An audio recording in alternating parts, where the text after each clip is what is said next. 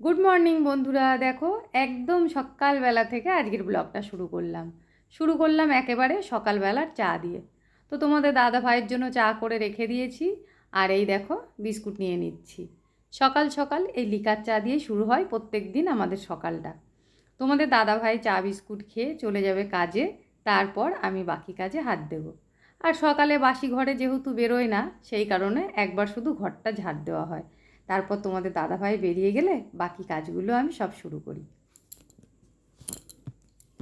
তো দেখো তোমাদের দাদাভাই বেরিয়ে গেছে, তারপরে এই যে জামা কাপড় কেচেছি আমি।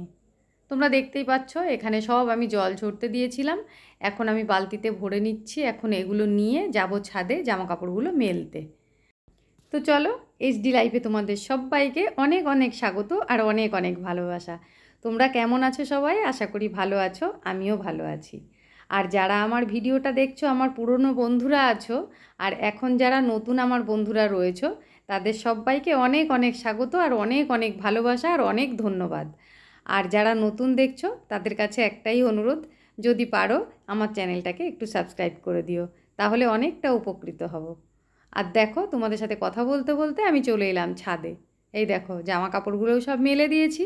আর আকাশটা দেখতে পাচ্ছ, এখনকার আকাশটা কিন্তু আমার দেখতে খুব ভালো লাগে। আসলে আমি গ্রামের মেয়ে, আর আমাদের ছোটোবেলাটা কেটেছে একেবারে গ্রামে, তাই খোলামেলা পরিবেশটা আমার আগাগোড়াই খুব পছন্দের। তো চলো, জামা কাপড়গুলো সব মেলা হয়ে গেছে, এখন নিচে যাই।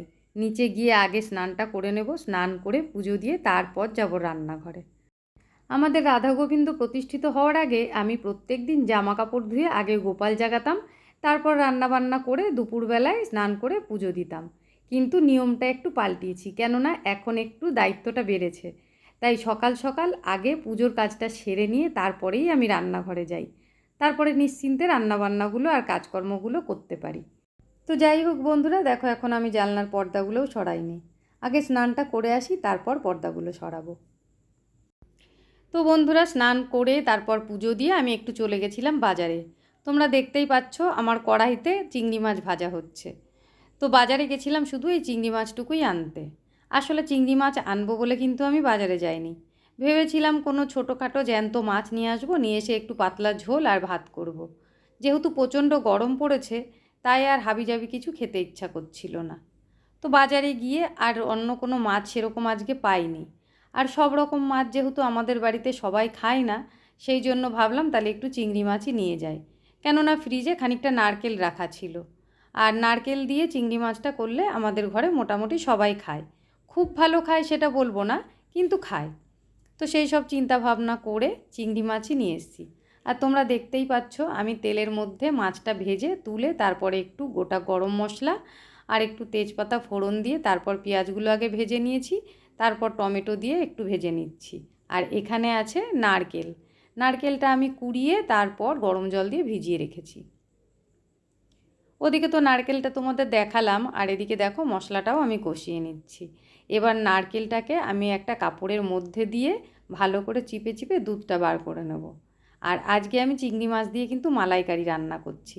তোমরা এতক্ষণে বুঝেই গেছো, বলার আর কোনো প্রয়োজন নেই, তবুও বললাম। তো দেখো এখানে মশলাপাতি বলতে আদা, রসুন, কাঁচা লঙ্কা আর একটু জিরে বাটা দিয়েছি। তারপর তো লবণ হলুদ দিয়ে ভালো করে কষিয়ে নিয়েছি। দেখো এবার কিন্তু মশলাটা দিয়ে তেল ছাড়তে শুরু করে দিয়েছে। মশলাটা ভালো মতন কষা হয়ে গেছে, আর ওদিকে তো মাছ ভেজে তুলেই রেখেছি। আর এই চিংড়ি মাছের মালাইকারি হতে কিন্তু রান্নাটা হতে আর কি বেশি সময় লাগে না, একদম অল্প সময় রান্না হয়ে যায়। তো মশলাটা যেহেতু কষানো হয়ে গেছে, এবার নারকেলের দুধটা আমি এর মধ্যে দিয়ে দিচ্ছি। আজকে নারকেলের দুধটা একটু বেশিই হয়ে গেছে, কেননা আমি জলটা একটু বেশি দিয়ে ফেলেছিলাম। তো যাই হোক, অসুবিধা কিছু নেই, আজকে রান্নাটা একটু ঝোলঝোলই হবে। জল তো দিয়ে দিয়েছি, এবার ঝোলটা ফুটে উঠলে মাছগুলো আমি এর মধ্যে দেব। তো বন্ধুরা দেখো ঝোলটা ভালো মতন ফুটে গেছে, এবার মাছগুলো এর মধ্যে দিয়ে দিলাম। আমি যে রান্নাটা করছি তোমরা এতক্ষণ ধরে যারা খেয়াল করেছে হয়তো দেখবে আমি কিন্তু এর মধ্যে কোনো গুঁড়ো লঙ্কা দিইনি। গুঁড়ো লঙ্কাটা দিলে কালারটা খুব ভালো লাগে দেখতে, কিন্তু আমি ইচ্ছা করেই গুঁড়ো লঙ্কাটা দিইনি, সেই জন্য লাল কালারটা কিন্তু আসেনি। তো দেখো রান্নাটা আমার প্রায় শেষের দিকে, আমি কতগুলো গোটা লঙ্কা এর মধ্যে দিয়ে দিলাম। এই সব রান্নায় একটু গোটা কাঁচা লঙ্কা দিয়ে দিলে না, এই কাঁচা লঙ্কাটা দিয়ে ডোলে ভাত খেতে খুব ভালো লাগে। সব শেষে আমি দিয়ে দিলাম একটু ঘি। এবার আরেকটু ফুটিয়ে নামিয়ে নেব।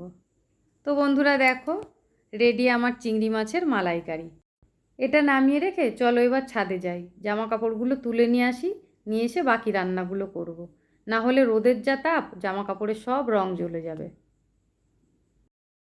তো বন্ধুরা তোমরা দেখতেই পাচ্ছ ছাদের দরজাটা বন্ধ, তবুও বোঝা যাচ্ছে কতটা রোদ আছে। তাই বেশিক্ষণ দাঁড়াবো না, জামা কাপড়গুলো তুলে নিয়ে নিচে যাই, তারপর তোমাদের সাথে আবার কথা বলবো। তো বন্ধুরা তখন ছাদ থেকে এসে বাকি যা রান্না বান্না করার ছিল সেগুলো আমি করে নিয়েছি। আর তোমাদের দাদা ভাইয়ের আসতে দেরি হচ্ছে দেখছি, অপেক্ষা করছিলাম। তারপর কিন্তু তোমাদের দাদাভাই ফোন করে বলে দিল আমি আসতে পারবো না। তাই তোমরা দেখতেই পেলে আমি ব্যাগে করে নিয়ে নিয়েছি খাবার তোমাদের দাদা ভাইয়ের। তো যাই রাস্তার মোড়টা পর্যন্ত, এখন এটা কাউকে দিয়ে তোমাদের দাদা ভাইয়ের কাছে পৌঁছে দিয়ে তবে আমি খেতে বসবো। তো বন্ধুরা তোমাদের দাদা ভাইয়ের খাবার দিয়ে চলে এসেছি খেতে। আর এই দেখো আমি এখন বানাচ্ছি ইলিশ মাছের ভর্তা।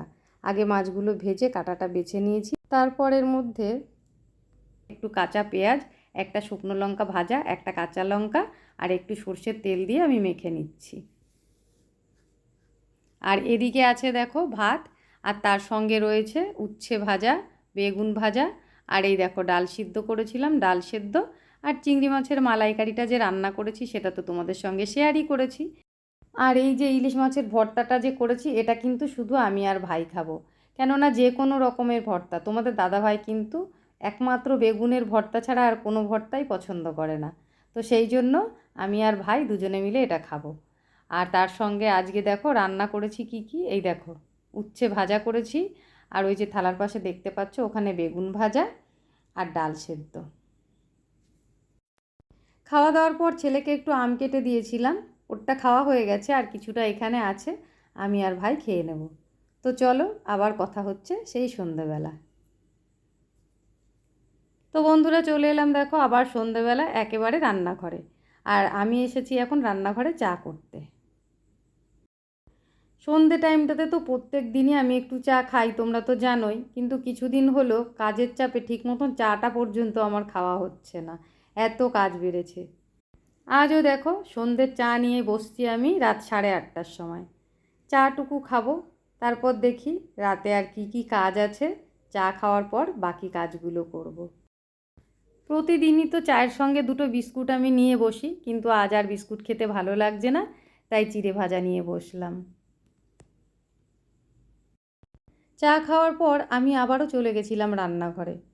রান্নাঘরে গিয়ে দেখলাম দিনে যা রান্নাবান্না করেছিলাম সেই সবই রয়েছে, শুধু আমার জন্য একটু রুটি আনতে হবে। তো তোমাদের দাদা ভাইকে বলে দিলাম আমার জন্য দুটো রুটি কিনে আনতে। বাদবাকি যা কিছু ছিল সব কিছু আমি গরম করে রেখে দিলাম। দিয়ে তারপর দেখো আবার চলে এসেছি ঘরে। আর দিনের বেলায় যে জামা কাপড়গুলো আমি কেচেছিলাম তোমরা তো দেখেছই আমি কতগুলো কেচেছিলাম। আসলে আগে প্রত্যেক দিন আমি কাচতাম, এখন প্রত্যেক দিন কাচা হয় না, বেশ কদিন পরে পরে কাচা হয়, কিন্তু একদিনে অনেকগুলো আমার কাচা হয়ে যায়। ছেলের জামা কাপড় বিশেষ করে, ওর জামা প্যান্ট অনেকগুলো করে জমে যায়, তো সেই জন্য অনেকগুলো কাচাও একবারে হয়ে যায়। তো বন্ধুরা আমার আজকের ভিডিওটা এই পর্যন্তই, তোমাদের কেমন লাগলো অবশ্যই কিন্তু কমেন্ট করে জানিও। আর যদি ভালো লেগে থাকে একটা লাইক কমেন্ট শেয়ার করে দিও, চ্যানেলে নতুন হয়ে থাকলে চ্যানেলটা সাবস্ক্রাইব করার অনুরোধ রইল। তো চলো দেখা হবে আবার পরে ভিডিওতে, ততক্ষণের জন্য তোমরা খুব ভালো থেকো, সুস্থ থেকো। টাটা বন্ধুরা।